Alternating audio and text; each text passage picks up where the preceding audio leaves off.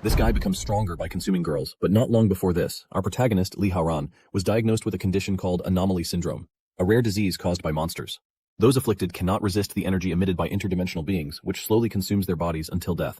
However, after his parents were caught in the crossfire between awakened beings and monsters, he finds himself unable to give up. He has a younger sister to care for. A few days after his diagnosis, Haoran joins a team of exterminators in the suburbs of City J. The leader of the extermination team, Zijin, informs them of the mission details. Apparently, some days ago there were reports of dozens of level 1 monsters attacking people in the area. Their mission is pretty simple, and this is to enter into the monster's lair and wipe them out. Zijin tells the team that level 1 monsters are a walkover for them. Apparently, Zijin is a steel upper-class awakened. Zijin is confident that once they stick to the plan, they will have no issue with the mission.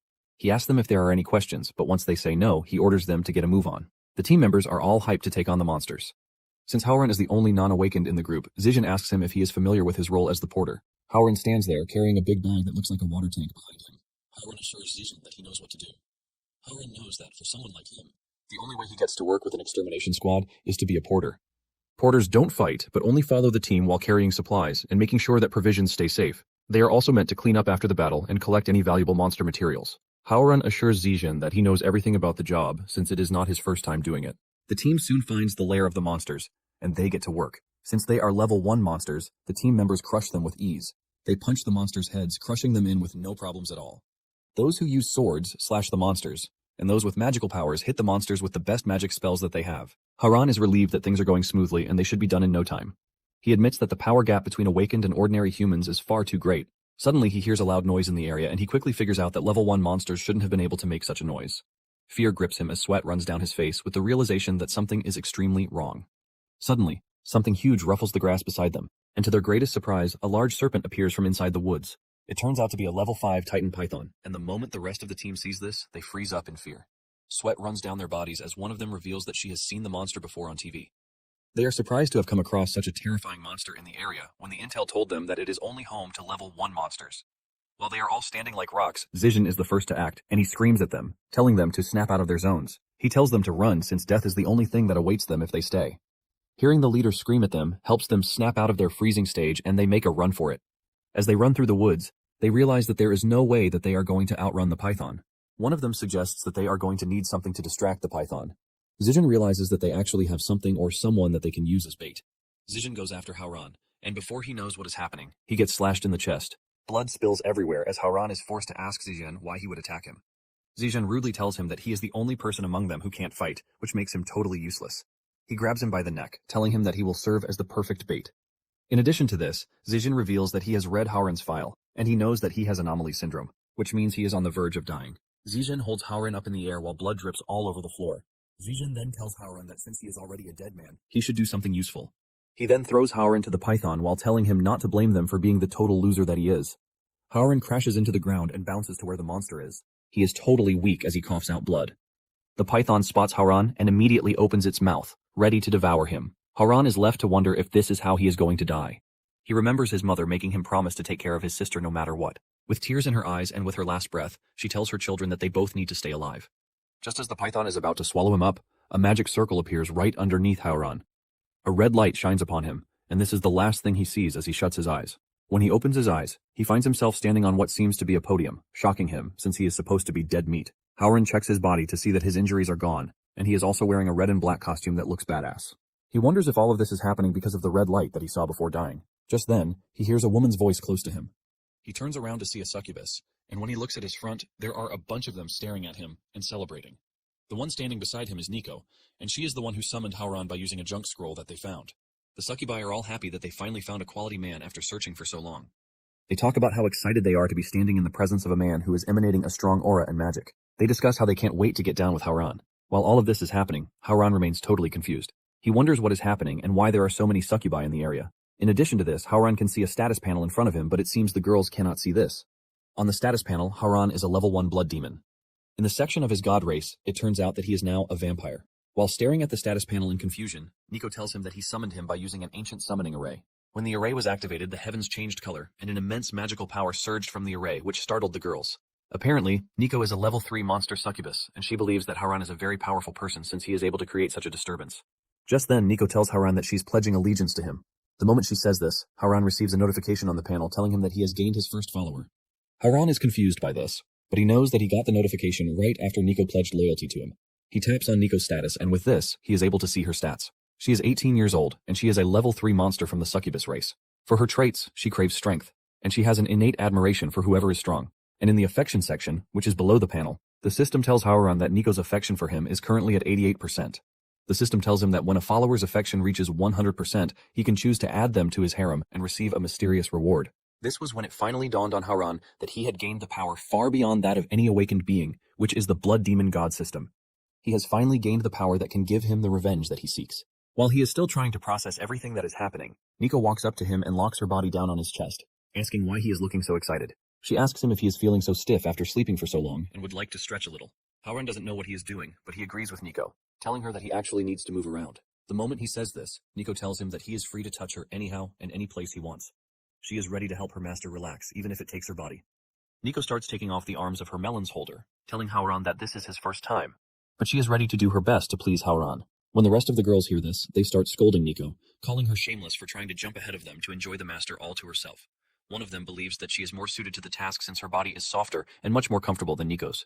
Haran cannot properly process the fresh melons standing right in front of him, and he tells Nico that she should not get the wrong idea since he is not trying to take advantage of her. He wonders if the girls are this desperate.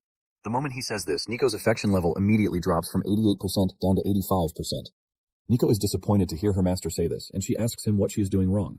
She asks him if her body is not good enough to satisfy him. Momentarily, it dawns on Haran that he shouldn't have said what he said since affection seems to be the core mechanics of the system. He realizes that he needs to leverage the system's power if he wants to get his revenge. To do this, Haran figures out that he needs to max out the affection of the girls. Haran swings into action, telling Nico that she must have misunderstood what he meant. He tells Nico that she is beautiful, but he doesn't stop there. He tells all the girls that they are all beautiful and that he has never met anyone as unique as her. The moment Nico hears this, her face lights up in excitement. The system notifies Haran that Nico's affection has risen to 90%. Nico continues to blush in excitement as she tells Haran how flustered she is because of the nice things she is hearing from him. Haran then continues by saying he is still trying to adjust to things since he just got summoned. Haran lets Nico know that he needs energy. The moment Nico hears this, she tells Haran that what he needs is blood, given that he is the demon god. She slightly turns her neck, telling Haran that he is free to have as much blood as he wants. In fact, she considers it an honor to give Haran her blood. Haran suddenly realizes that there is a burning sensation inside him that he can't control. He wonders why he is feeling so restless, and he figures that it might be a vampire's instinct. Haran couldn't fight it, and before he knew it, he sank his teeth into Nico's neck. Nico opens her mouth in pain and pleasure while her face turns bright red in excitement. Just as Haran does this, the system tells Haran that Nico's affection has risen to 92%. Nico shed tears of joy while Haran drank from her neck, and she realized that she had completely fused with her master. Haran gets the notification that he has unlocked a new skill, which is blood fusion. Because of this, his strength attribute has increased by 1 point. After he is done feeding on Nico, Haran stares at the panel in shock as he excitedly looks at the new skill he just acquired. He never knew that drinking blood would also count as something. Haran decides to check out the attributes of the blood fusion in the details. The blood fusion skill allows him to absorb fresh blood from an opposite gender, which will give him a random attribute point. Each target he feeds on can only activate this once. Haran is shocked to see that he has just gotten a skill that boosts attributes without him leveling up. Even though the stat gain is random, Haran knows that if he can feed on enough targets, he can power up much faster. Without a doubt, Haran knows that the skill is pretty insane. Haran then calls Nico, telling her that he needs more blood. Nico is happy to hear this, as she tells Haran that he is free to take as much blood as he wants. However, Haran corrects the misunderstanding, telling Nico that he doesn't want her blood. He says he needs more women's blood, and he doesn't mind getting a load of women to drink from. The moment the rest of the girls hear this, their blood boils in excitement as they reveal how eager they are for Haran to drink from them too. Realizing that no one is objecting to the suggestion, Haran tells them that they should all get down to business. The first girl Haran drinks from gives him 1 additional stamina point. The next girl grants him an intelligence point, and the next, he gets agility. The one after, he gets a spirit stat. Haran continues like this, and he racks up points. The notification keeps popping up as he drinks from the girls. The girls are left in an excited state. They tremble in joy as they declare that they feel pain and pleasure while Haran bites into them. Some even say their soul is connected to Haran, and they feel like they are ascending. Haran is glad after he is done feeding on them, as he realizes that every single one of them triggered blood fusion. Because of this, he has gained a load of attribute points. However, he thinks their reaction to him biting down on their necks is a bit much. In addition to the attributes notification, Haran is informed that the affection levels of the succubi have all increased. Haran is surprised that the succubi have sensitive bodies that he never knew about. After he is done feeding, they retire to the succubus village. That night, Nico heads to Haran's room, and she announces her presence as she enters the room. Apparently, Nico is there to get more freaky with Haran since the other girls are not around. She walks up to Haran's bed and gently climbs on it, revealing that since Haran left his mark on her, she has been craving the thrilling sensation. Because of this, she wants them to deepen their connection. She expects Haran to show how naughty he is since they are alone in the room. Nico wants her master to turn her into a proper demon, and she excitedly places her hands on the sheets. Just then, she notices that something is awfully wrong. What she is touching is giving her a very weird sensation. Curious, she yanks off the sheet, and underneath she meets a log of wood. Nico is surprised to see this, realizing that her master has found something else that he takes more importance than her. Meanwhile, Howran is somewhere else, where he is trying to level up. Even though he is still a level 1 vampire, he is packed with stats after he absorbed lots of blood from the girls. Howran already places priority on trying to get real combat experience so he can level up. After this, he plans to go after Zijan and take his revenge on the piece of trash who left him for dead. Howran is at a graveyard, and he can feel yin energy oozing from the graveyard. Since he has gained experience by going out with extermination squads, he already knows that places like the graveyard are crawling with monsters. He believes that he will be able to lure out the monsters if he releases some magic power. Howran gets into position and lets out a terrifying aura to see what will happen. His magic resonates with the undead, and they troop out of their graves, demanding to know who has come to disturb their peace. There are a bunch of Tier 1 faceless ghosts staring at him, ready to teach him some life lessons. All the faceless ghosts turn out to be undead women, and they rush at Howran. Howran remains unfazed, and the first ghost that comes at him gets its head punched off. Howran confidently tells the ghosts that they are nothing but Tier 1 monsters, and they cannot kill him. The rest come rushing at Howran, but he can sense the green aura around them, giving him the confidence that they are not on his level. He continues to decimate, trash, and mop the floor with the faceless ghosts. As he does this, he gains a ton of experience, and in no time, he gets to level 5. He gains a bunch of attributes with this, too. The faceless ghosts soon realize that they are no match for Howran, and they turn around to dip out of there before they get turned into marshmallows like their comrades. However, Howran is not about to let them leave as he chases after them like an insane debt collector. While chasing them down, he unlocks a new skill, the Crimson Flash. This is a skill that gives him 2 short-distance dashes within 5 seconds. Taking down the undead, Howran finally realizes what it feels like to fight monsters as an awakened. Howran is glad that he got the power as he smiles. In no time, he reaches level 8, and he is pleased with himself that he is no longer the useless bag carrier that he used to be. Looking at his status panel, he realizes that he has packed up points like crazy. He figures out that strength, agility, and stamina will be his main driving points during combat situations. Since he just unlocked an agility-based skill, the Crimson Flash, he believes that he doesn't need to put too many points in agility. He decides to focus his points on strength and stamina. Suddenly, he gets a sudden danger warning. He looks up to see a terrifying Tier 2 butcher, the Overseer, staring at him. The monster is considered to be dangerous for Howran's level since the system even writes the monster's name in yellow. The monster swings its broadsword at Howran, but he manages to dodge it at the last minute before he gets cut in half.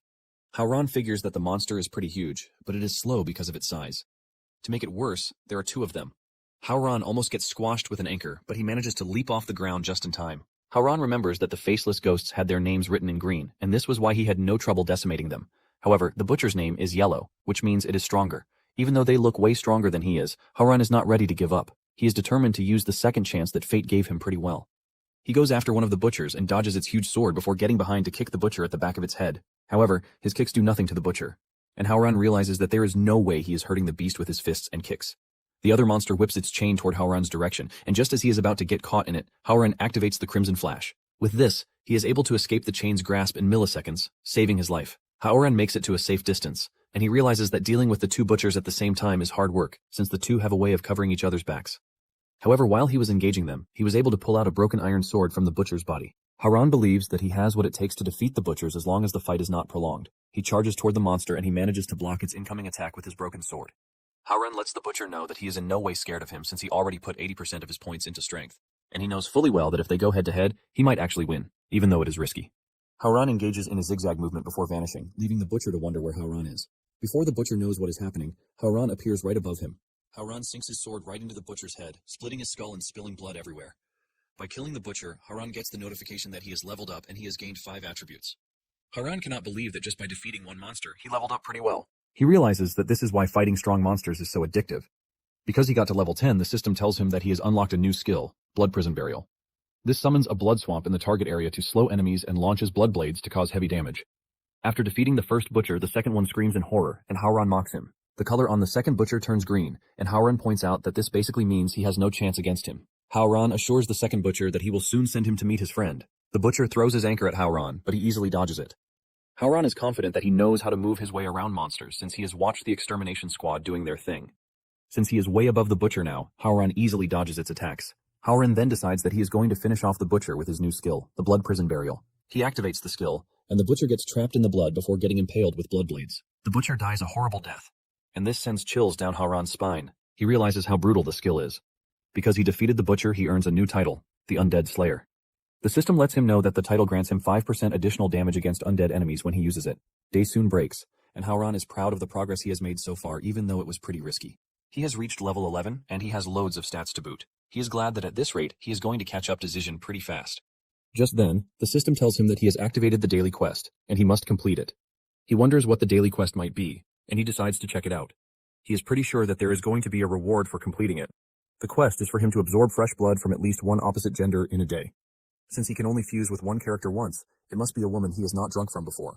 And the penalty for failing this is a random deduction of 5 points. After he sees this, Howran realizes that the system is giving him a terrible deal. He remembers that he already drained all the women in the village the day before, and the system is just telling him that he needs to suck a woman's blood.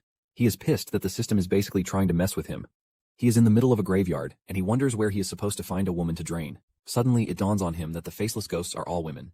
He knows he has defeated the ghosts, but since they are all of the opposite gender, he assumes that draining them of their blood should still count for the quest to be approved. Howran smiles, believing that he has found a loophole to his problem. He sinks his teeth into the undead, but to his surprise, the system tells him that the target's blood is rotten and cannot trigger blood fusion. Howran assumes that it happened because the target had been dead for too long. Since there are loads of faceless ghosts in the area, he believes that one of them should work. He immediately grabs another undead, but to his surprise, he is hit with the same result. He tried everything, but none of them worked, leaving Howran to hold his head in frustration. He figures out that it is not working because they are undead, and they don't have fresh blood in the first place. He blames himself for being too greedy and draining all the women in the village the day before. Howran screams out in frustration, and he lets out his magic aura because he needs a woman, or else he will have to pay a penalty with his points being deducted. Meanwhile, Nico is lying down in Howran's bed, and she is taking in his body scent. Suddenly, the aura released by Howran reaches her, and she immediately realizes that her master needs her. Meanwhile, the Red City group is heading toward Howran's location. They sensed a strange surge of magic the day before, and they are there to investigate. This was a magic surge that had not happened before in the past, and it piqued their interest. One of them is convinced that they are going to be well rewarded if they bring back the reason behind the magic surge. However, his counterpart argues with him, telling him that they are going to be in serious trouble if they can't handle the cause behind the magic surge. The leader of the team then jumps into the conversation, telling her subordinates that there is no room for fear. She assures them that they have nothing to worry about as long as she is with them. The beautiful lady is Li Shure. Shure is also worried that other agencies will be after the magic surge since they are not the only ones who sensed it. She wants them to be the first on the scene and claim the trophy for themselves before anyone else. Not long after this, they arrive at Howran's location. Howran is shocked to see humans in the area, and he wonders if there is a woman in the vehicle approaching him. Just then, the two guys in front step outside, wondering if Howran is the dude that they are looking for. One of them reveals that Howran is the exact match of what they are looking for. However, he is disappointed that the magic level is only tier 2, which is weak. Howran ignores them, and he is totally disappointed that the occupants of the car turned out to be men. He easily figures out that the men are there to hunt him because of the way they are dressed and their pose. He is about to give up on them when Shure majestically steps out of the vehicle. Shure immediately figures out that Howran is from the vampire race. It turns out that Shure is quite powerful since she is a lower-class gold warrior. Shure writes Howran off, saying it is not worth her time. She tells her subordinates to handle the situation. She wants them to lock Howran in the trunk of the vehicle after they are done restraining him. On the other hand, Howran cannot hide his excitement since what he is looking for just walked right to him. He needed a woman, and one just appeared. But he is worried that Shure is a gold tier awakened. He is very sure that there is no way he can go up against Azure since the system even indicates this with a red title. To make things worse, her subordinates are even a problem. Since he can't sit around for them to kill him, Howran swings into action. Using Crimson Flash, he vanishes right in front of them like a puff of smoke. Before anyone knows what is happening, he appears behind Shure. Shure is shocked as she never expected a tier 2 vampire to be moving the way Howran is moving. Howran grabs her from behind and hugs her tightly. Shure's eyes turn red in amazement, realizing that Howran just touched her in one of her sensitive parts. She wonders what to do since this is the first time she has found herself in such a compromising position. The guys scream at Howran, telling him to get off their unit leader. While still frozen in excitement, Shure asks Howran what he is trying to do. She wants to know why Howran is holding on to her. But just then, Howran apologizes for what he is about to do since he can't help it. He sinks his teeth into Shure, and with this, the notification comes on, telling him that he has completed his daily quest. Shure has grown to become a woman, and in all of her years, no boy has touched her beauty. Howran hits a tree, but sticks the superhero landing while telling Shure that she actually likes him instead of her claims. Shure cannot believe that Howran didn't just touch her body, but even left a mark on her neck.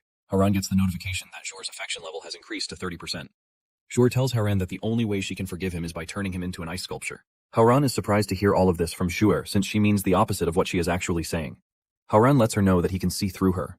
With her face red like a tomato, she tells Howran to stop saying nonsense.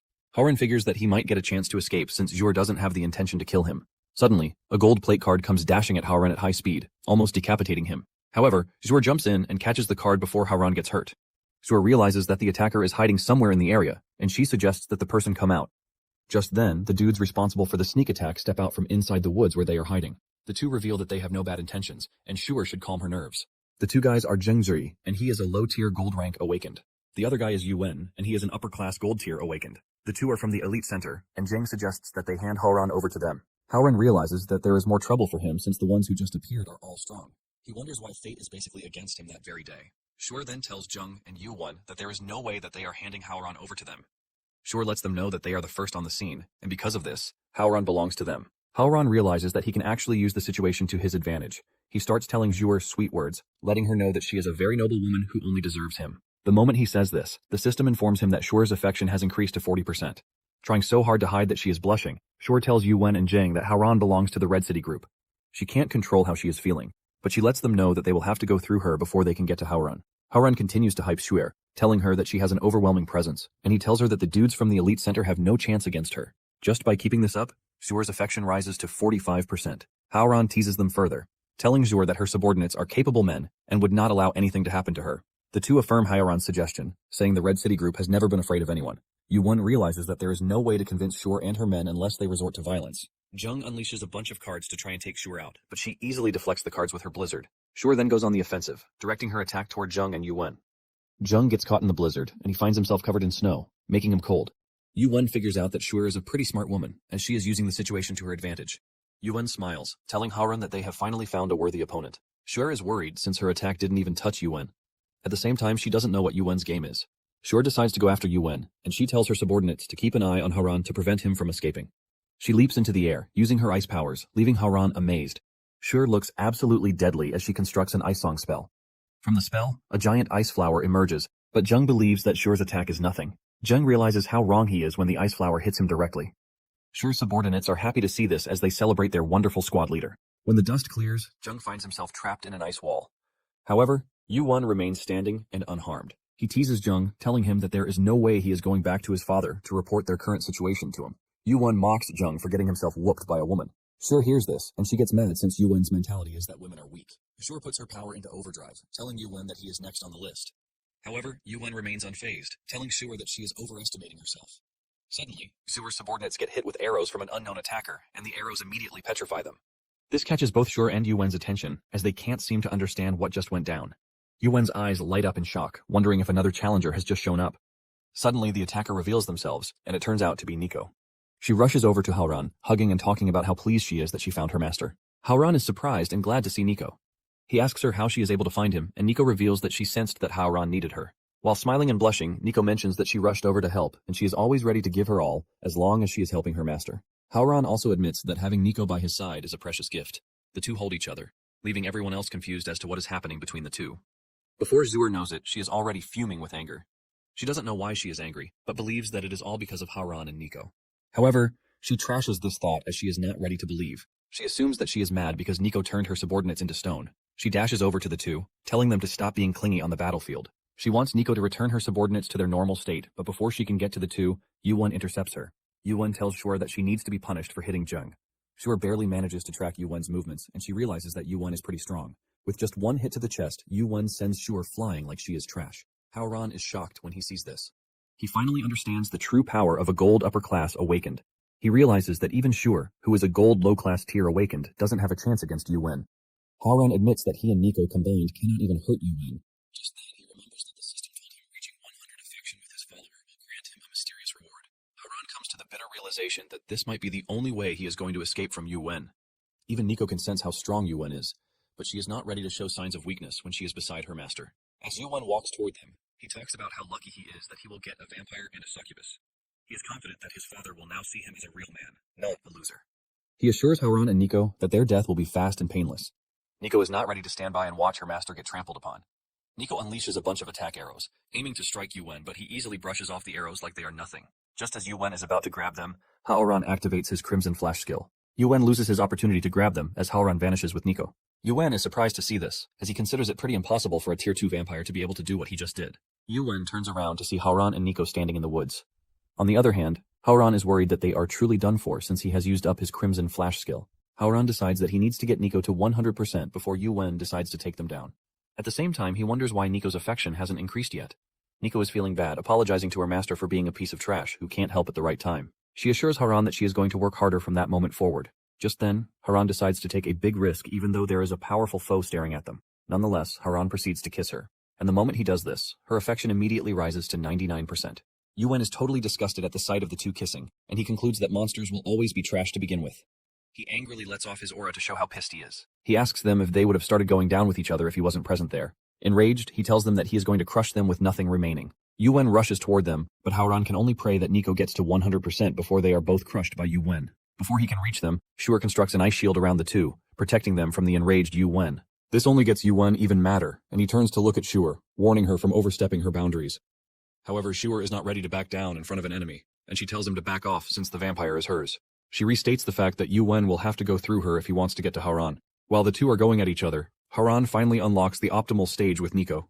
Nico's affection reaches 100% because Nico is so happy that her master kissed her on the battlefield.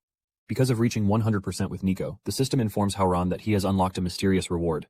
He gets access to a one-time usage for the skill, Peak Blood. This skill unlocks all attributes and skills of the Blood Demon God, giving him unparalleled combat power, and this lasts for 10 minutes. Without hesitation, Haran activates the skill, unleashing a terrifying aura into the surroundings.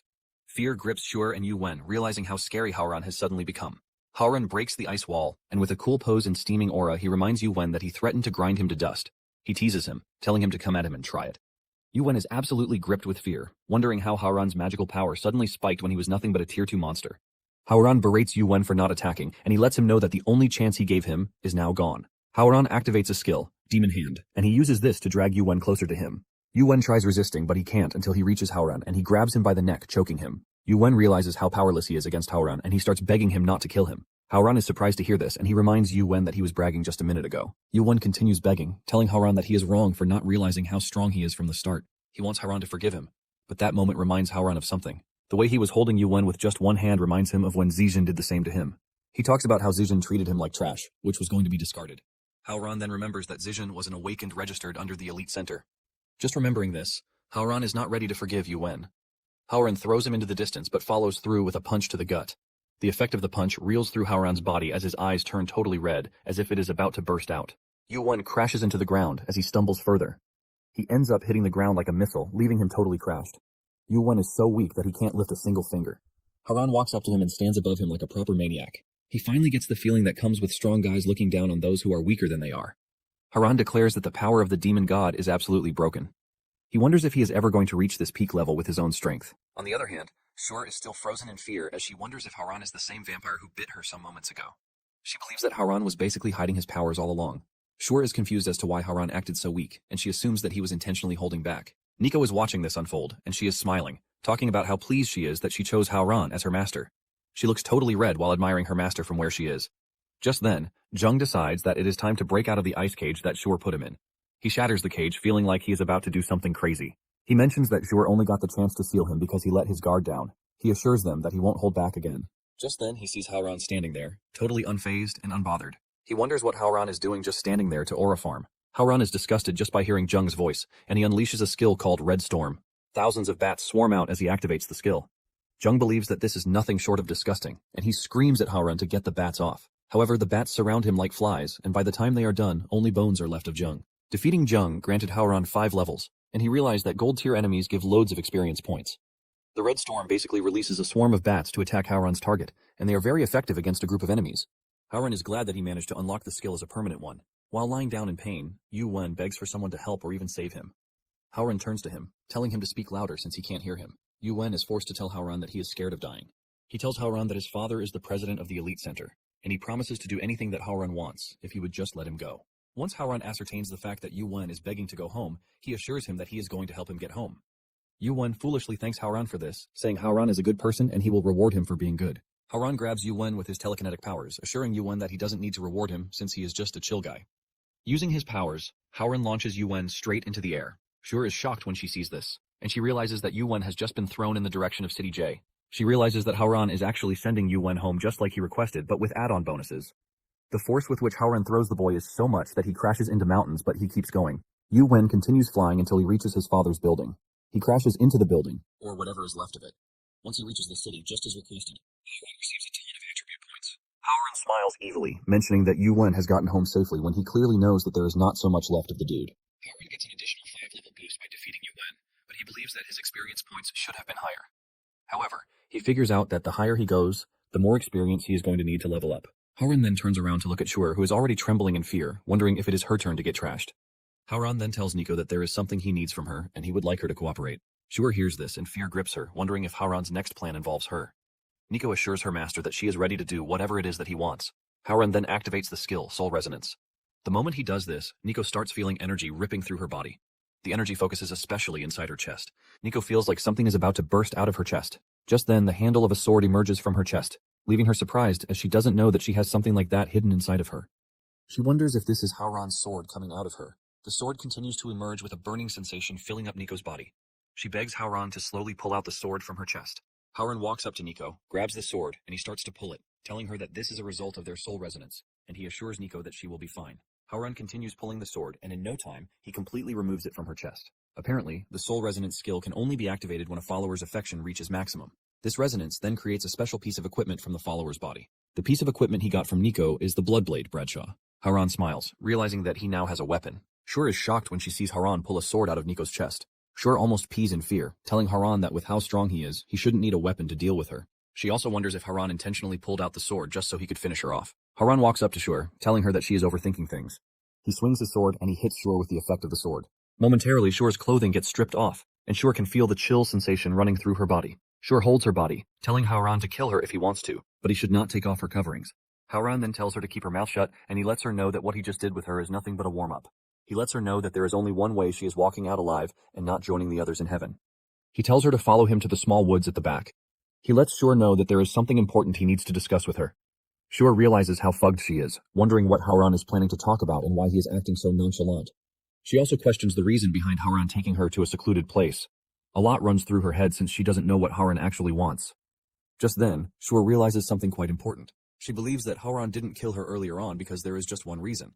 She believes that Howran likes her, and he is planning to take advantage of her beautiful and magnificent body. Shur concludes that Howran might be a vampire, but he is no different from regular humans after all. Shur admits that Howran is quite handsome, leaving her to think of the extreme. Shur takes it too far by imagining Howran forcing his handsome body on her, while smiling like a devil. Just then, Howran backs up to a tree.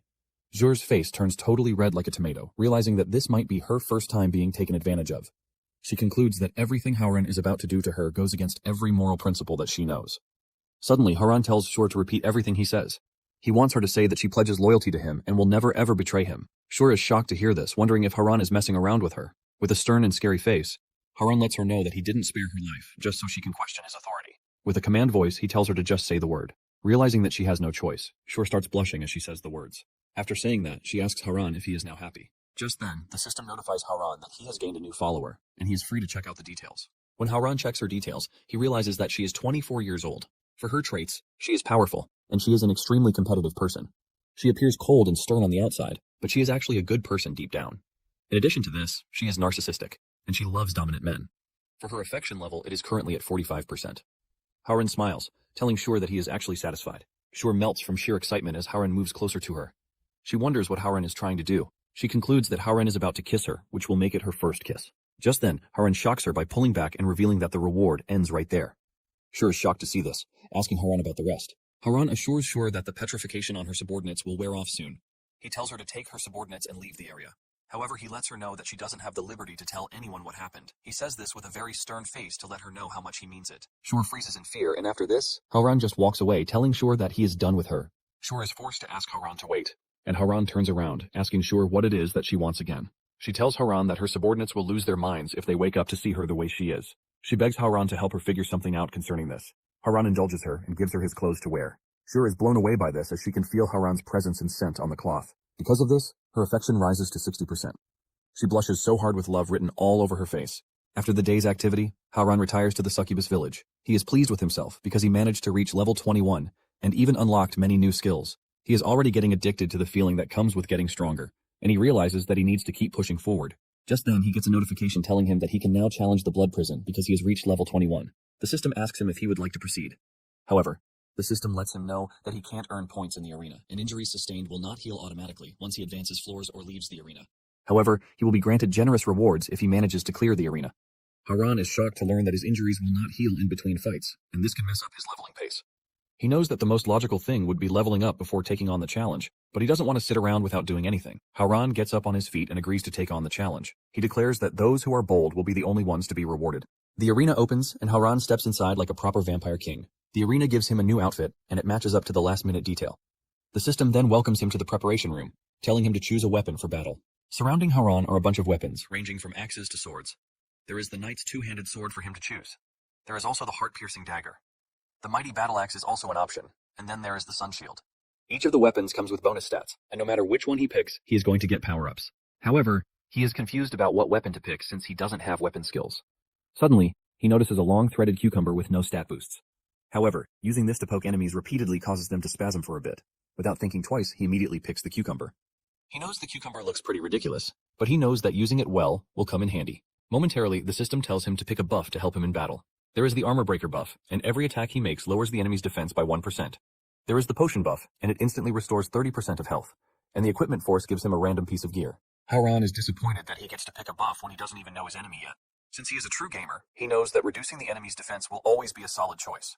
Because of this, he chooses the armor breaker buff. After choosing his weapon and his buff effect, he gets teleported to the blood arena. He lands in the blood arena, and the system welcomes him. He looks around and realizes that he is definitely in an arena because it looks like the Colosseum.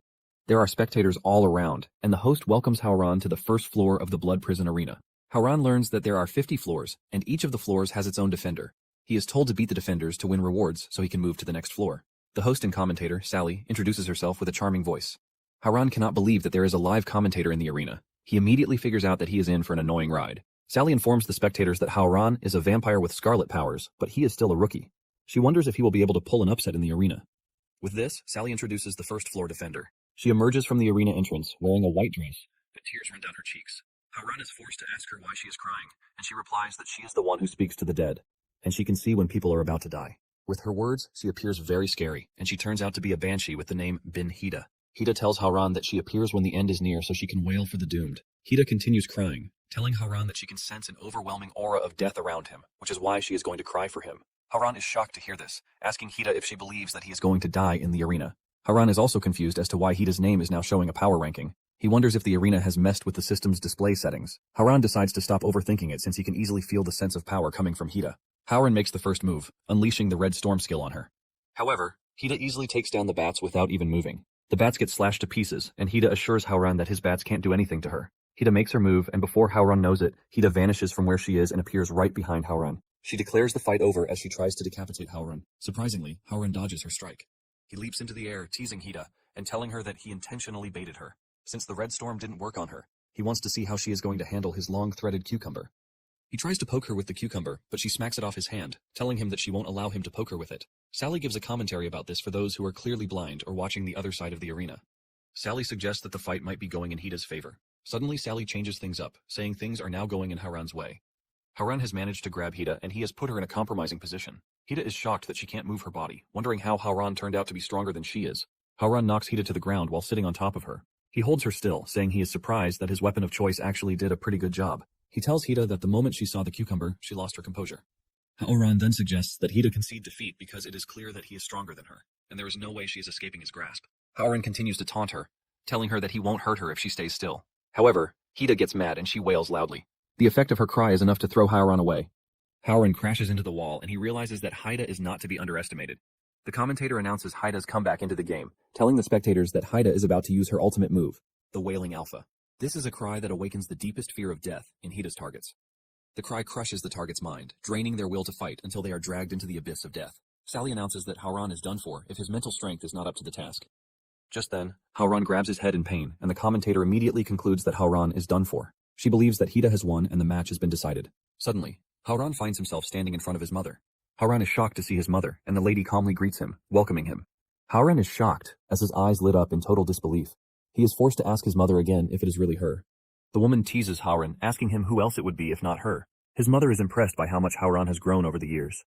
She then stretches her hand toward Howran, telling him to take her hand so that she can see him better. In addition, she wants them to stay together and never leave each other again. Howran walks toward his mother as he plans to take her hand just like she requested. Suddenly he hears his mother saying they should go to paradise together and never leave each other. Howran comes to a halt, and his mother asks him why he suddenly stopped. She urges him to make it quick and hold her hand so that they can leave. Howran then speaks out, telling his supposed mother that death is not a new thing to him. He has been betrayed by his teammates and thrown to the monster as bait so he can die. In addition to this, he has suffered from strange illnesses, living under the constant fear that he might die anytime soon. He has also managed to survive battles between awakened beings and monsters when he was a kid. Howran mentions that his mother risked her life to save him and his sister. After saying all of this, he expels a really scary aura from his body, revealing that he didn't suffer all of this just to get his life taken away because of some cheap trick. Howran returns to the arena, shocking everyone, including Hida. Hida cannot believe that her ultimate move didn't work on Howran. Howran pulls his cucumber back to his hand while Sally commends him for breaking through Hida's ultimate move. She commends his mental fortitude, saying it is incredible. Sally believes that the fight just got more interesting. Just then, Howran activates a skill, Blood Concealment, and he tells Hida that he has figured out her abilities. The moment he puts the skill to action, Howran becomes invisible. Hida scoffs at Howran, telling him that his stealth technique will not protect him from what she is about to do to him. A strong purple aura emanates from her body as she unleashes raw energy into attacks. She unleashes the attack, and it covers everywhere in the arena.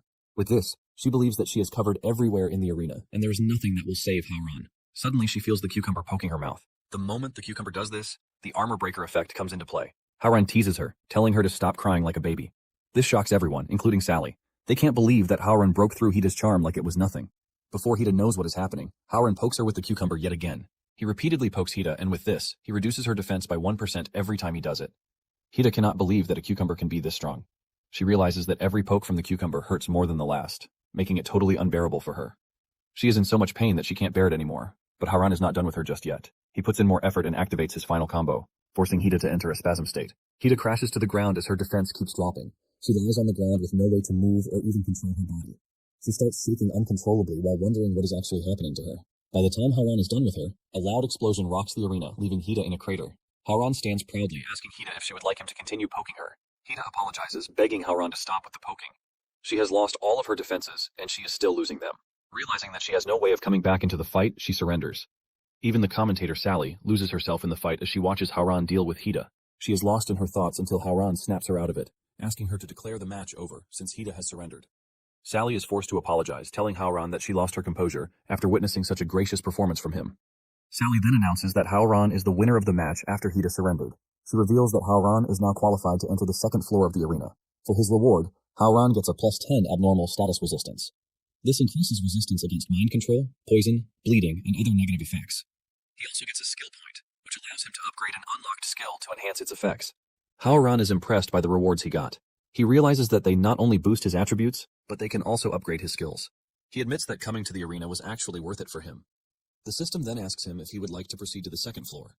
Howran is wise enough to know that he has gotten what he came for, and rushing into another battle to impress anyone might cost him his life. Howran promises to come back to the arena once he levels up.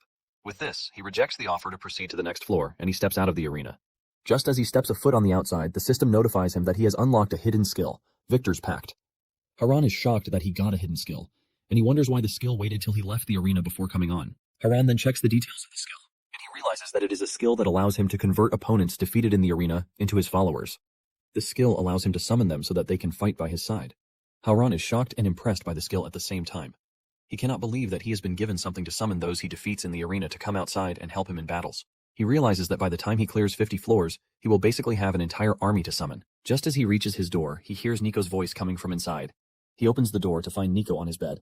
Nico is romancing the bed while thinking about her master. She is absorbing Howran's scent from the bed, and she admits that the aura is so strong. She even believes that she is in heaven already. Suddenly, she realizes that her master's scent just got even stronger, and by the time she looks up, she sees Howran standing right there. Howran is shocked, and he asks her what it is that she is doing. Nico tries to justify her presence in the room, telling Howran that it is not what he thinks. She assures Howran that she is not doing anything weird on his bed. She reveals that she only came to bring new clothes for him since he already gave his coat to Shur. She holds the coat in her hands, revealing that she stayed up the entire night just to make an identical one to replace the one he gave out. Howran is happy to hear this, since he has been wondering where he was going to get a new coat. Howran pats Nico on the head, telling her that he can't do without her. Nico's body glows in love when she hears this. She believes that Howran just confessed to her that he can't do without her. She believes that with this, Howran wants her around forever. After he has survived 2 intense battles, Howran believes that it is finally time he gets some rest. However, something interesting happens the next morning. The village comes under attack from orcs. The leader of the invading unit tells his men to trample the village and get anything valuable out of it. He also wants them to make sure that the girls are all restrained so that they don't escape. Suddenly, love arrows hit some of the orcs, petrifying them at the spot. The orc leader turns to see Nico standing behind him. He is surprised that Nico is bold enough to attack his men. He wonders if Nico is tired of life, but Nico stands her ground. Nico tells the orc leader to release her comrades if he doesn't want to end up like his The orc leader scoffs at this, telling Nico that she is getting the wrong idea. He lets her know that she is done for already. Before Nico knows it, a bunch of orcs are already aiming for her from behind. Just as she is about to be crushed, the orcs are impaled by Howran's upgraded blood prison. Since the blood prison burial skill has been upgraded, it is no longer restricted to a fixed area. Blood spikes automatically lock onto multiple targets, and they even activate faster. Howran has most of the soldier orcs impaled like kebabs.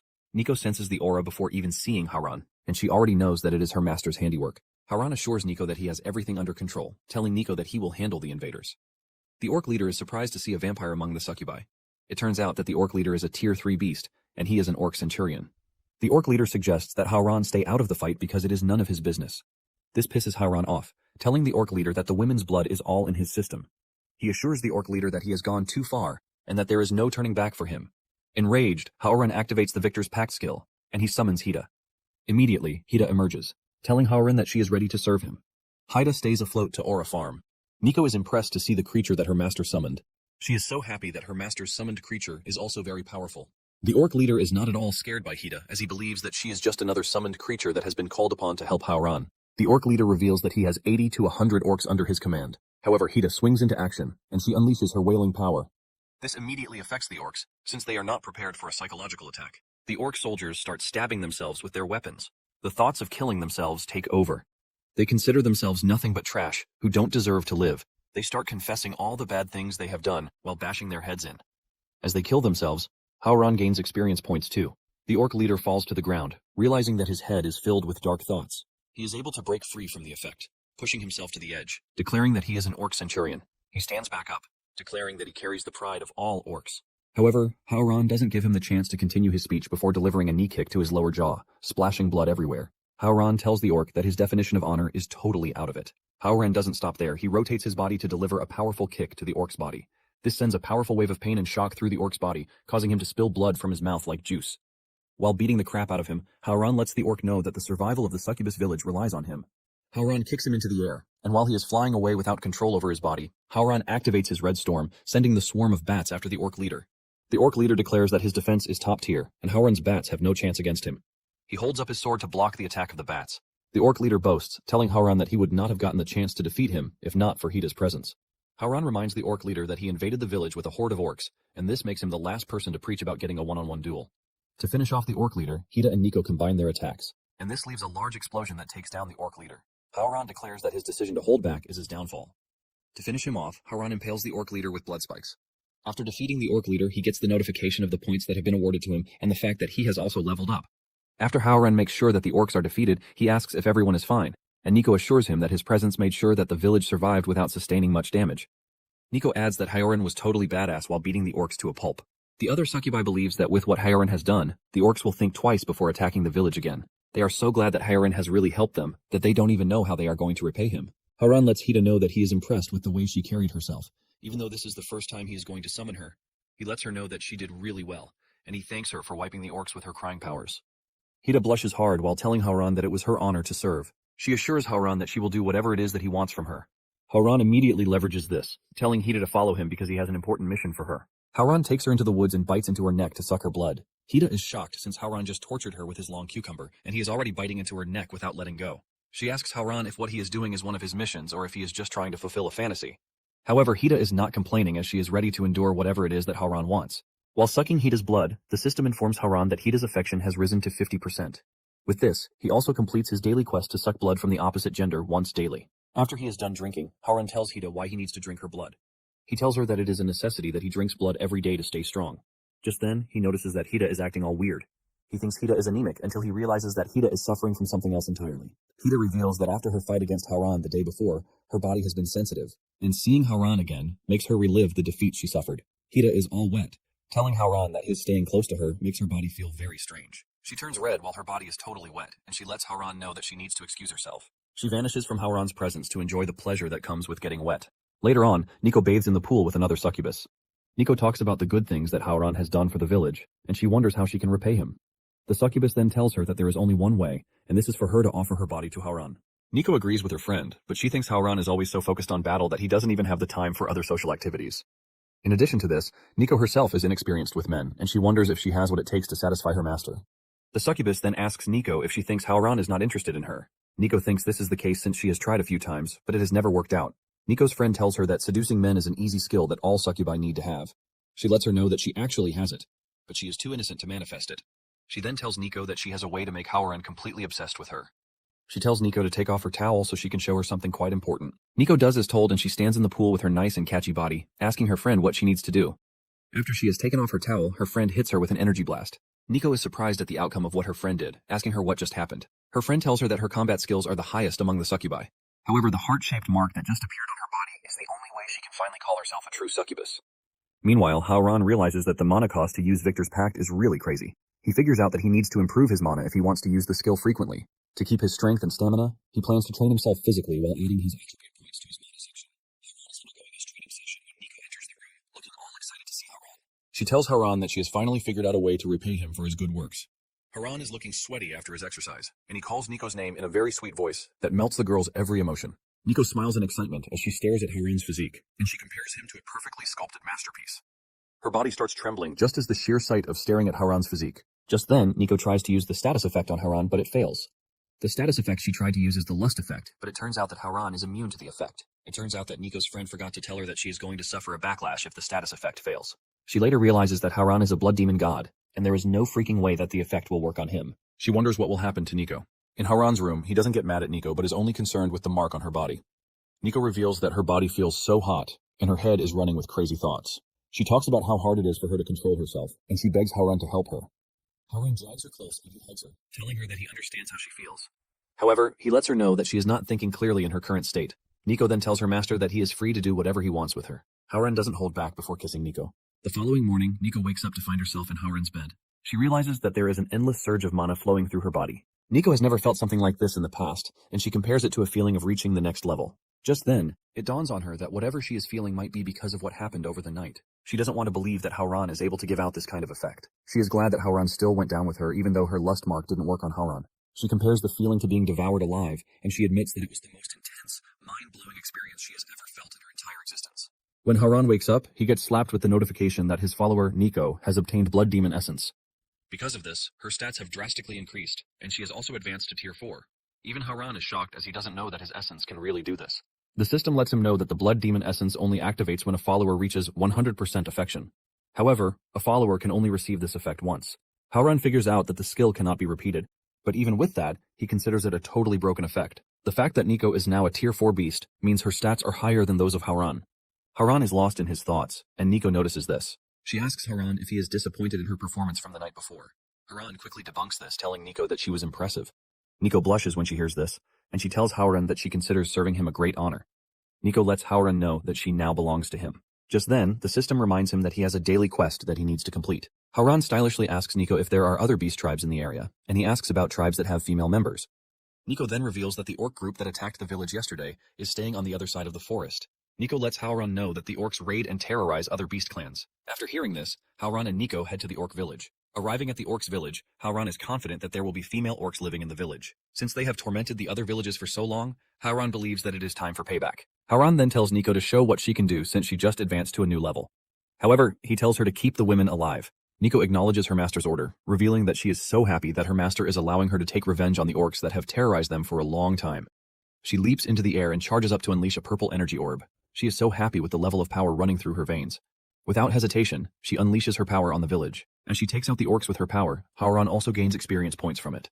With this, Howran smiles as he confirms that whenever his followers kill enemies, he gains the same amount of experience points as if he were the one who killed them. Nico's first wave of attack leaves a crater in front of the village, and she lets the orcs know that she has come to wipe all of them out. The orc warriors laugh at Nico, telling her that she is nothing but a weak succubus. They charge at her with their weapons in hand, but Nico easily grabs their heads and smashes them together. Nico charges up again, ready to show the orcs what she is capable of doing. She brings out a whip from her body and leaps into the air while urging the orcs to do their best at attacking her. The orcs take the bait because they are dumb, but this gets them whooped. As she defeats them, the experience points go to her master. Howran is so pleased with the progress that he is getting since Nico is doing all the work while he just sits back and takes the reward. He advances to level 25, and he is given a new skill, Dark Affinity. Howran checks out what the skill is all about. It grants him increased movement speed by 30% during the night or in dark environments. Attacks that he causes enemies also inflict bleed, which takes 1.5% of HP and lasts for 5 seconds. Howran is pleased with the new skill, and he realizes that the system is slowly turning him into a proper vampire, since he will be more efficient fighting in the night. In no time, Nico mops up the orcs, and she stands on a mountain of orc bodies. She is disappointed that the orcs couldn't put up a better fight. One of the female orcs, who is a warrior, emerges and threatens to teach Nico a lesson. The moment Howran sees her, he activates the Crimson Flash and appears right behind her. The orc is shocked as she suddenly sees Howran standing behind her, looking all menacing. Without hesitation, Howran sinks his teeth into the orc's neck and she screams. By doing this, Howran is able to complete his daily task. After the battle, they take a head count and realize that Nico took down 178 orcs. However, she was able to capture 30 female orcs. Howran is pleased with Nico's showing, and he lets her know that her advancement is something good. Nico acts all modest, telling Howran that it was thanks to him. Since Nico's level has increased, Howran believes that she should be able to extend the petrification duration of her love arrows. He tells her to turn the female orcs into stone once they return to the village, and he wants her to store them safely since he's going to need them later. Howran doesn't mind even if they are ugly as long as they serve the purpose that he wants. He knows he won't be worried about his daily task for a whole month. Just then, Nico shows him the orb that she found, telling him that it might be valuable to him. She hands him the orb, and when Howran collects it, he realizes that it is a rare item, the magic breath pill. This increases max MP when consumed, and it conceals demonic aura, which blocks external detection. Howran's face lights up in anticipation, realizing that he would be able to hide his aura completely if he consumed the pill. With this pill, Howran figures out that he can go back to the city without being detected by the awakened hunters. He immediately swallows it, and this is when he remembers that he has a beef to settle with Zijin. The next morning, Howran uses one of the captive orcs to complete his task. He then tells Nico and Hida that he is leaving for the city. Nico is worried, asking Howran if she did something wrong. However, Howran assures her, telling her that she has been amazing and that he is satisfied with everything she has done. He lets her know that he has some personal business that he needs to settle, which is why he is making the trip to J City.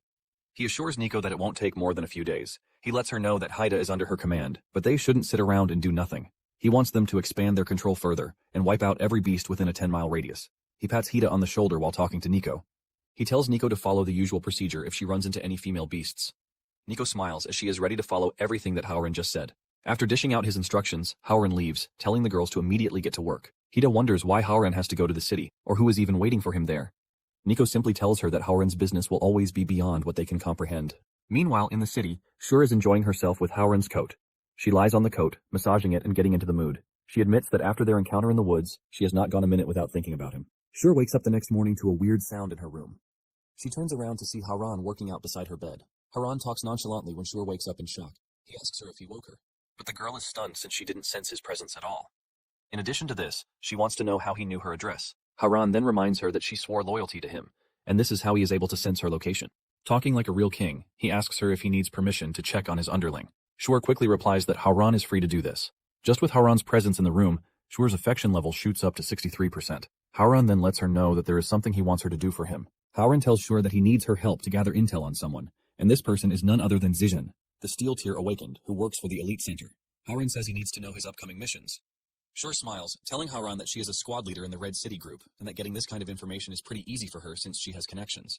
Howran then mentions that there is something else that has piqued his curiosity. Shur tells him to go ahead with whatever he wants to ask, assuring him that she will answer anything she can. He reveals that he saw her sleeping on his coat overnight, and while she was sleeping she was busy moaning his name. He asks her what she was dreaming about. Shur's face turns red when she hears this, and she starts to stutter. It turns out that Shur was dreaming about being with Howran. She is replaying the memories in her head when her alarm suddenly goes off, reminding her that she needs to go to work. She leaps off the bed and runs off to start preparing, and she assures Howran that she will get the information that he needs after her shift. Howran is surprised by the way she reacts, and he just assumes that Zhur had a really great dream. Later that day, Zhur is in the Red City Group underground parking lot, thinking about what happened with Howran when she runs into two dudes. The two emanate a commanding aura around them. The one in red tells Zhur that he would like to ask her something.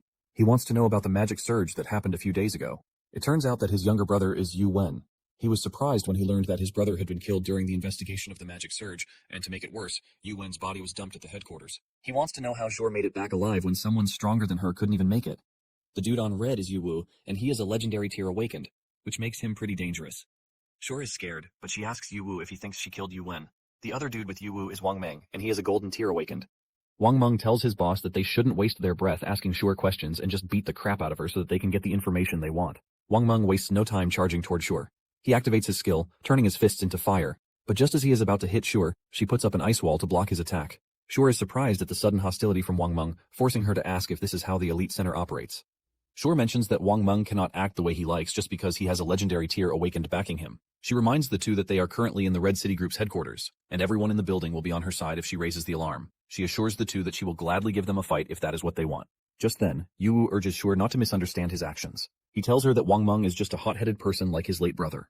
Yu-woo reveals that he doesn't want problems, and the only thing he wants is answers. Yu-woo reveals that when he went to the scene of the incident to investigate, there was nothing to be found except a skeleton. Shure scornfully tells Yu-woo that they didn't see the beast that attacked them, and after saying this, she leaves. Yu-woo smiles like a maniac while thanking Shure for her cooperation. Shure is extremely worried that she has gotten herself on Yu-woo's radar. She realizes that things just got worse. Apparently, most Awakeners barely make it past Golden Tier in their entire lives, and reaching Star Diamond Tier is something considered a miracle. However, the Legendary Tier, which is even above Star Diamond, is the best of the best. She knows that Yu-woo might be acting all calm and polite, but deep down, he is utterly dangerous. Shure figures out that she needs to warn Haoran before it is too late. After Shure is gone, Yu-woo coughs, and Wang Meng asks him if he is okay. Yu-woo assures his subordinate that he is fine, but he is trying to keep his OCD under control. Yu-woo then tells Wang Meng to find the two subordinates who were with Shure on the day of the incident. He tells Wang Meng to interrogate the two, and if their stories don't match up even slightly, he is ready to kill all three, including Shure. Shortly afterward, Haoran receives a ton of experience points, and he realizes that Hida and Nico have been working hard. Because of this, he has reached level 27. Haoran is pretty sure that as long as he increases his follower count, he will never slow down once it comes to leveling up. The system then awards him a new title, Battlefield Commander. This is a title that boosts all followers by 10%. Haoran figures out that the new title is way better than the Undead Slayer. Just then, Shure returns to the house, and she lets Haoran know that she has gotten everything he asked for. Shure reveals that Zijin is leading a squad out of the city by 10 p.m. that night. His squad consists of 8 Steel Tier Awakened. Shure also has a file with her that contains everything about the mission, the squad members, skills, home addresses, and even their phone numbers. Shure tells Haoran that she did everything, but this is all she could muster up.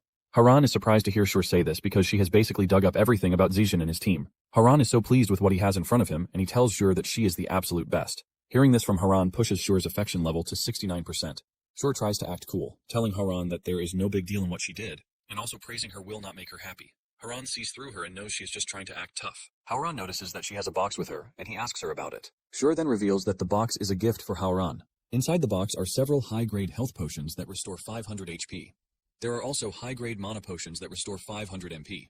In addition to this, there's a bunch of equipment that Shure has secured for Haoran. She provides him with a sword and body armor. Everything is high-grade, and they provide more boosts to his stats. Haoran puts the gear on, making him appear like a proper knight. Haoran is blown away by the equipment because he knows that it definitely costs a fortune. He is surprised that Shure is giving him the equipment for free. Shure then reveals that Haoran is being targeted by the Elite Center, and the person spearheading the attack is a Legendary Tier Awakened. Shure tells Haoran that she secured the gear for him just in case things go horribly wrong. Just then, Haoran moves closer to Shure, shocking her. She asks him what he is doing, but Haoran answers the question by locking lips with her. Shure's affection level shoots up to 83% just from this. Shure cannot believe that her first kiss came from Haoran. Haoran thanks her, letting her know that he will always remember her kindness.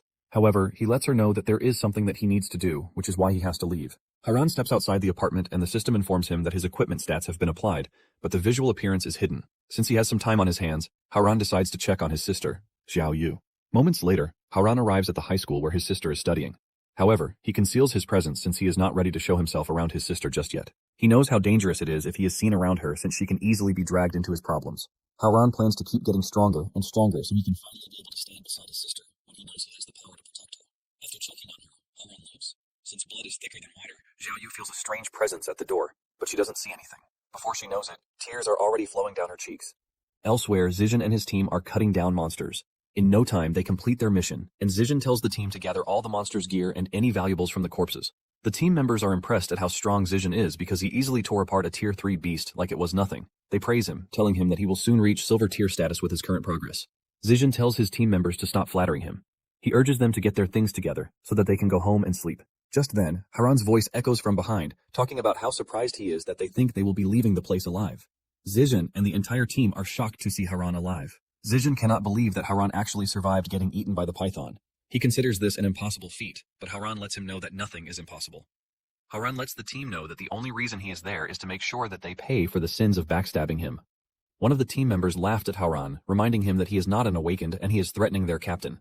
He also mocks Haran's outfit, asking him if he is cosplaying Dracula. The annoying dude continues by saying Zijin had to sacrifice Haran for the greater good, and he doesn't see anything wrong with what his captain did. He adds that Haran is to be blamed for being weak. The dude tells Haran to stop acting petty since he made it out alive. He goes overboard when he brings out $200, offering it to Haran as compensation for his emotional distress. He suggests that Haran take the money and just call everything even. He has not finished saying this when Haran pulls out his sword and takes his head off his neck before he can realize what is happening. Haran stands there, looking all menacing and serious while telling the dude's headless body that he doesn't want his money. He lets everyone on the team know that the only thing he wants is to send them to the afterlife to join their ancestors. Zijin is shocked when he sees the head of his team member rolling on the floor. He can clearly remember that Haran is an ordinary human, and this leaves him wondering how he was able to kill his team member who is also a steel tier awakened. Zijin has a lot running through his head, and he concludes that his team member let his guard down, which is why he lost his head. Zijin immediately orders the team to attack Haran to avenge their fallen comrade. The rest of the team acknowledges the order and immediately rushes after Haran in an attempt to make him pay for what he did. They tell him that his luck won't be able to save him twice.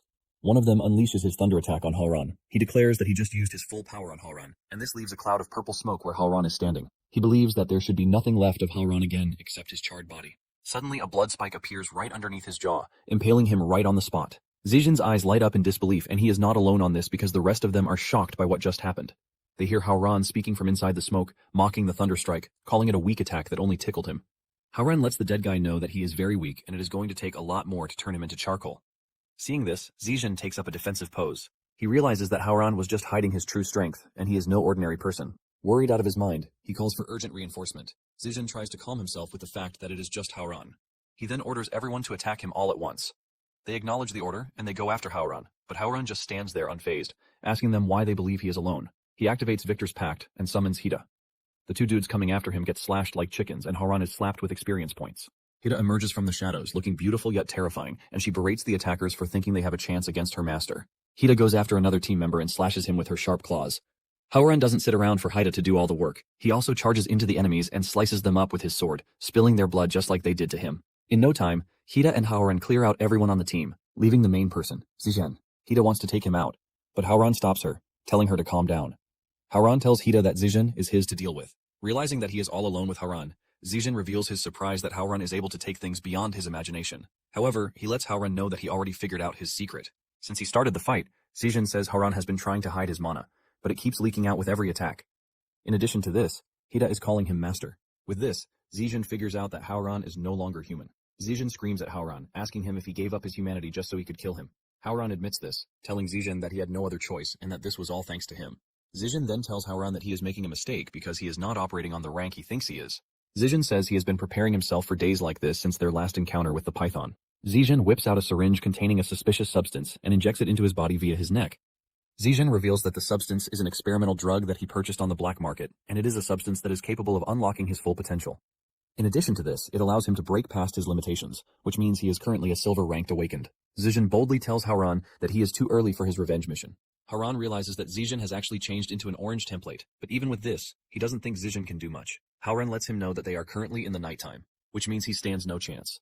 Zijin laughs when he hears this, telling Haran that he is pretty strong the way he is. Zijin believes a higher-ranked silver-tier warrior would even struggle to keep up with him. He dashes toward Haran, telling him that he can't escape his death. Just then, Haran vanishes from his sight. Zijin is left in shock to see Haran moving at a great speed all around him. He cannot believe that even with the drug running in his system, he can't keep up with Haran's movements. Haran inflicts a cut on Zijin's back while he is still trying to look for him. Haran's skill activates, and Zijin enters the bleeding state, which will last for 5 seconds. Haran doesn't stop there as he continues to deal more damage to Zijin's body. Haran slashes him all over his body, leaving Hida to wonder why Haran is constantly violating the dude without eliminating him. Hida can clearly see that Haran has the chance to finish Zijin off, but he doesn't take it, and he is even avoiding the vital places on his body. Hida comes to the easy conclusion that Haran is enjoying what he is doing to Zijin. Zijin screams, telling Haran to show himself because he is not losing to a piece of trash like him. Zijin is bleeding all over, but he still thinks he has a chance. Suddenly, Haran appears behind him and pushes his sword into him, piercing his chest from the back. Haran whispers in his ear, telling him that he has plans for him. Zijin crashes to the ground, and Haran's skill still depletes his health. Blood flows out of his eyes as he begs Haran to kill him since he is in so much pain. Haran mocks Zijin, reminding him that he was talking about mopping the floor with him some moments ago, and he is already begging for mercy. Haran whips out a health potion, telling Zijin that he has no intentions of killing him that easily. He tells him that he is going to heal him, and Haran follows his word. He feeds Zijin the health potion, restoring 500 health points for him. Just when Zijin is feeling better, Haran stabs him again. Haran lets Zijin know that he has a load of health potions for him. He plans to stab him every 5 seconds so he can experience a level of endless pain and despair. With the little strength that he has, Zijin tells Haran that he is very cruel. Haran then reveals his final phase of the plan just to show how cruel he can be, since this is what Zijin is insinuating. He tells him that he is going to throw him to the Titan Python and let him enjoy Zijin as its meal. This is when Hida finally figures out that Haran enjoys having fun with his enemies. She remembers when Haran tormented her in the arena, and because of this, she concludes that Haran is nothing short of a full-fledged sadist. Meanwhile, Yu Wu has gotten reports that there is a strange mana surge that resembles the one they have been tracking. They tell him that the location is close to Zijin's squad's mission site. Yu Wu immediately lets out a terrible aura, ready to hunt down whoever it is who killed his brother. After Howran is done with Zijin, he drags him to where the python is, and holds his head high so he can see what is about to befall him. Zijin realizes how screwed he is, and he starts begging Howran not to go ahead with what he is about to do. Zijin reveals his fear, saying he doesn't want to be a meal for the python. Howran ignores his pleas and cuts his throat without care. He then throws him to the python, and the serpent catches Zijin's body mid-air, swallowing him up. After the snake is done eating Zijin, it turns around to leave. Howran is shocked to see that the snake is already leaving. He later realizes that the snake doesn't see him as a threat, because he has been classified as a beast. After killing Zijin, Howran reaches level 30, and he unlocks another skill. The system shows him the soul resonance skill, telling him that when a follower's affection reaches 100%, their soul will resonate with Howran's, which will generate exclusive power equipment. Howran then realizes that the skill only activates at max affection, but he has already experienced Nico's soul resonance, even though he only used the blood blade for 10 minutes. The weapon stat is also very powerful. This is when it dawns on Howran that he can generate exclusive equipment from all of his followers, which basically means his potential is limitless. Hida's affection is currently at 50%, while that of Zhor's affection is at 83%. Howran decides that he will have to focus on Zhor and Hida in the meantime. Suddenly, the system hits him with a warning, telling him that an extremely high-threat target is heading towards him. The system advises him to disappear from the location immediately. Howran doesn't joke with the warning as he screams at Hida to cancel her summon. Meanwhile, Yuwu is traveling at a great speed, heading for the location. He arrives with a bang, leaving an explosion with his landing. However, he finds no one or no beast in the area, leaving him confused. He knows that he senses a faint presence in the area, but it suddenly disappears. The blood trail he was tracking also ended right where he was standing. Yuwu starts wondering where the beasts could have gone, since they obviously can't vanish into thin air. Suddenly, the python emerges from the woods, and it aims for Yuwu. Yuwu flies into the air and plans to ignore the weak Tier 5 beast, but suddenly he looks back and realizes that the python's face is weird. He notices the python's right side has an extra horn on its face. Because Yuwu hates anything that has an asymmetric face, he decides that the python has to die. On the other hand, Howran was able to escape the situation by entering the arena. He figures out that the system warned him because it is the dude Zhor mentioned who wanted revenge on him. Howran realizes that the magic breath pill can actually conceal his presence. But once he enters combat, his mana occasionally leaks out. Howran decides that he will have to keep a low profile until he has reached peak strength. The system tells Howran that all of his equipment will be disabled, and he should select his weapon for the upcoming battle. Howran figures out that he can't leave the arena until the match is over. Even though the gear he was putting on got disabled, he believes that he should still be able to fight since he is now a level 30 vampire. He looks at the weapons presented to him and realizes that the stats are better than the last time he entered the arena. He figures that this is because he is stronger than he was when he first entered. However, he still gets to choose from a variety of weapons in the booth. He remembers finding a cucumber the last time, and the cucumber came with a special perk. He believes that he can also get a weapon like that again this time. Just then, he finds a loving heart punishment mini whip, and without thinking twice, he picks it. The whip has no stat bonus, but hitting the target with the whip puts both the user and the target in an excited state, increasing each other's attack power by 1%. Howran is surprised to see that the whip has a high-risk, high-reward system, which boosts his and the enemy's attack power. However, he believes that he should be able to dodge his enemy's attack, which means he gets to reap all the rewards with no risk attached. After picking the whip, the system shows him the buffs that he can select from. There is the adventure mode. This is a buff that makes him lose 50% of his HP instantly, but if he manages to win, his rewards increase by 20%. The next buff is the good partner. He can randomly summon one follower to join him in battle. And the last buff is turtle shell. With this, the damage taken is reduced by 90%, and the damage inflicted is also reduced by 90%. Howran looks through the buffs, and he figures out that the adventure mode has too much risk for little gain. The turtle's shell buff is too passive, and without knowing who his opponent is, it is completely useless. Howran realizes that he has 3 strong followers, and no matter which one he pulls, his chances of winning are quite high. Because of this, Howran selects the good partner buff. The system randomly selects one of his followers. Zhor is in the bathroom, thinking of why Howran hasn't come back yet, and at the same time, worried that Howran might have gotten caught by Yuwu. Zhor manages to trash this thought because she has seen how strong Howran is. Suddenly, a light appears in the bathroom, and Zhor is dragged into the arena. Because she is on her bare body, the system gives her clothing. However, before the clothing can appear on her body, Howran has seen everything, and he is stunned. The system finally places some clothing